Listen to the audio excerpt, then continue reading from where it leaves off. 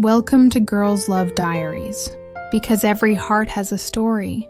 Love was never a soft word for Celine Arcalas. Para sa kanya, love was a distraction. Isang bagay na dumadaan lang like a sketch she never finishes, like people who never stay. She was never the girl who believed in permanence. She believed in moments, not promises. In touch, not commitment. In butterflies, not cages. Pero nang dumating si Era Villaflor, something shifted. Si Era ang klase ng babaeng may dalang liwanag kahit hindi niya alam. A warm presence. A quiet softness. Laughter that felt like a safe place. Era believed in love. Not the fairy tale kind, but the kind built in small gestures. Eye contact, shared silence, art stains on her fingers. They were opposites. Celine was the storm. Era was the calm after it. And even before they said a word to each other, some part of Celine knew. This girl would ruin her rules. This girl would become her exception.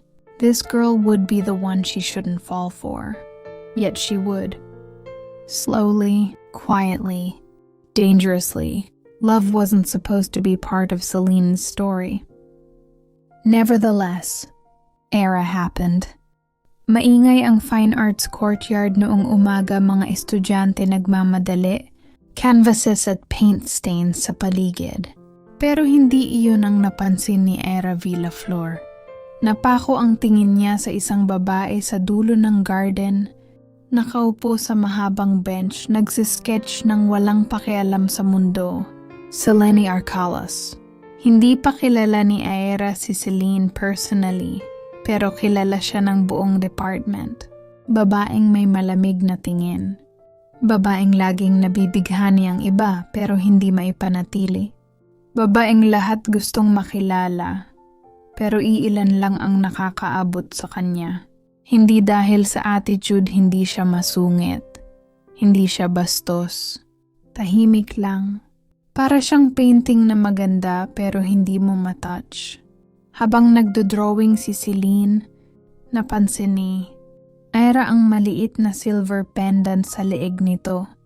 Isang nabasag na pakpak ng paro-paro. Artistic, mysterious, beautiful. At doon nagsimula ang unang tibok sa dibdib ni Era, isang tibok na hindi niya inasahan. Era! Nagulat siya nang tapikin siya ng kaibigan niyang si Jamie. Uy, lalim ng tingin mo ah. Kanino ka nakatitig? Era froze. Wala. Pero sumulyap ulit siya kay Celine. At eksaktong nagtagpo ang mga mata nila. Malamig na tingin kontra sa init. Bagyo kontra liwanag ng araw. Parang huminto ang oras.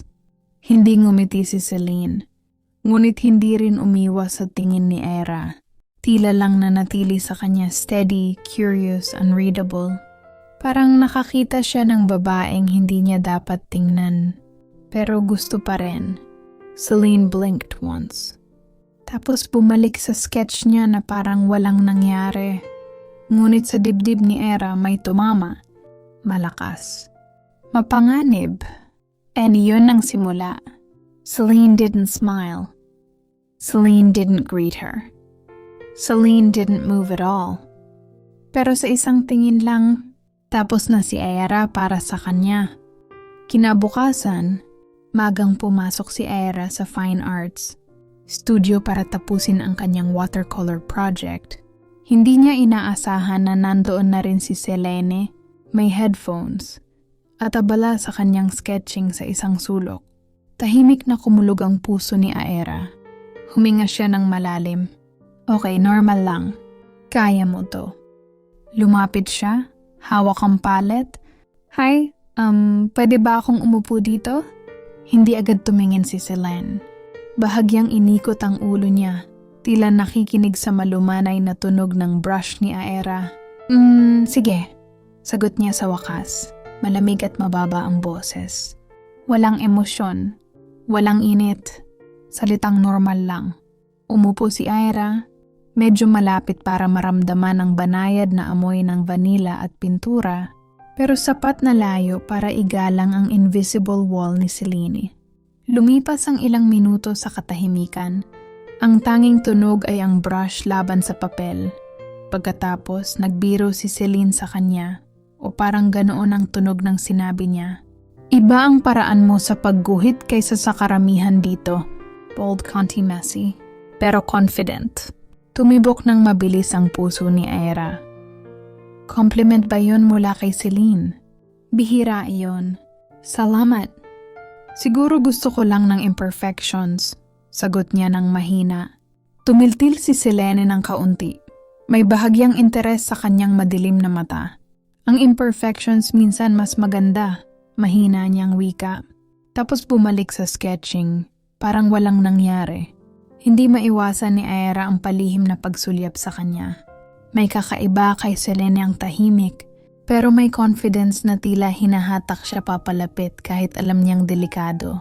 Sa tahimik na studio, dalawang mundo ang nagtagpo. Isa na maingat at reserved, isa na bukas at puno ng pag-asa. Wala silang sinabi tungkol dito. Wala silang inamin na unti-unti na silang nasusunog sa damdamin. Pero sa puso ni Aira, alam na niya, delikado si Selene. At gusto niyang malaman kung bakit. Lumipas ang ilang araw, mas nakilala na ni Aira si Celine sa pamamagitan ng mga group projects at studio sessions. Mas lalo siyang nahuhulog kahit alam niyang may red flag si Celine. Isang hapon, habang naglilinis ng brushes sa studio, tumigil si Aira at tinanong, Celine, friends ba tayo? Tila nanginginig ang kanyang boses, hindi lang dahil sa pintura sa kamay kundi dahil sa kaba ng sagot ni Selene. Tumigil si Celine sa paglalapat ng paint sa canvas. Tahimik. Tiningnan siya ng diretso sa mata, parang sinusuri. Friends. Sure, sabi niya sa wakas, may bahagyang smirk sa labi. Tapos idinugtong pa. Pero huwag kang mahulog sa akin, Aira. Hindi ako mabuti sa kahit sino. Red flag. Pero mas lalong lumapit si Aira. Celine, bakit ganon? Tanong niya. Medyo mahina pero puno ng damdamin. Tahimik si Celine. Parang may iniisip, ngunit hindi niya binigkas ang buong katotohanan. At sa unang pagkakataon, naramdaman ni Aira, mapanganib siya. At alam niya na babagsak siya, pero gusto pa rin niyang subukan. Isang gabi sa studio, habang magkasama silang nagpipinta, bahagyang nadikit ang braso ni Selene kay Aira. Konti lang ang kontak. Pero parang dumaloy ang kuryente sa katawan ni Aira. Pasensya, malumanay na wika ni Selene. Ngunit hindi siya lumayo. Hindi rin siya tumingin ngunit ramdam ni Aira ang init at alon ng damdamin sa mga mata ni Celine. Ito ang unang beses na naisip ni Aira. Delikado si Selene, pero hindi niya maiiwasang lumapit. Hindi sila magkarelasyon, pero hindi rin basta friends. Nasa gitna ng walang label hawak kamay sa dilim, nagkikilig, ngunit walang commitment. Para kay Aira, nahuhulog siya. Para kay Celine, hinahayaan lang niyang mangyari. Isang gabi, nakita ni Aira ang tattoo ni Selene, isang butterfly sa batok. Bakit butterfly? Tanong niya. Hindi agad sumagot si Selene. It reminds me not to stay in one place too long. Wika niya, malamig. Sakit yun kay Aira. Parang sinasabi, hindi ka para sa akin, pero gusto kong maramdaman ka. Sa art exhibit ni Celine, tinawag niya si Aira ng pribado. You came. Mahina ang bulong. Of course, sagot ni Aira.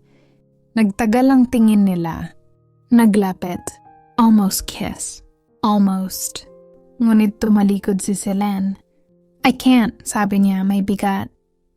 Hindi niya sinabi ang dahilan pero ramdam ni Aira ang labis na lungkot sa mata niya. Nakakita si Aira kay Celine na nakangiti sa ibang babae sa hallway. Hindi halik, hindi intimate pero sapat para masaktan si Aira. Hindi ito anything, remember? Sabi ni Celine, Ngunit para kay Ira, masakit na iyon. For you, this is casual. Pero para sa akin, hindi. Then stop, malamig na sagot ni Celine. Gusto kong malaman. May naramdaman ka ba kahit konti? Tahimik si Celine eh. That's the problem. I felt too much. Ngunit umalis siya. Iniwan si Ira na puno ng tanong at lungkot. Walang tawag, walang mensahe, walang tinginan. Pero sa bawat koridor, ramdam pa rin nila ang isa't isa. Pretend na okay lang si Ira. Pretend na walang pakialam si Selene. Pareho silang nagsisinungaling sa sarili. Umulan ng malakas. Nagkasalubong sila sa labas ng building. Parehong nabasa, parehong nagulat. Hindi planado pero nagyakapan. Kailangan nila yon. Mara, I miss you, bulong ni Selene. Then why did you leave? Sagot ni Ira. Tahimik. Hindi nakasagot si Selene. Pero hindi rin binitiwan si Ira. Habang nakaupo sa cafe, nagsalita si Celine. I push people away because I'm scared. I always end up hurting the people who stay. Pero hindi ba mas masakit kapag pinapalayo mo sila? Tanong ni Ira. Tahimik si Celine. You're right, wika niya. Hindi sila nagbalikan ng official. Ngunit mas naging gentle si Selene. Mas present, mas open. Slow, soft, recovering. Mahal kita, Selene. Una itong narinig ni Selene mula kay Ira. Nanginginig ang kamay ni Selene. I'm trying. I don't want to break you. Then let me in.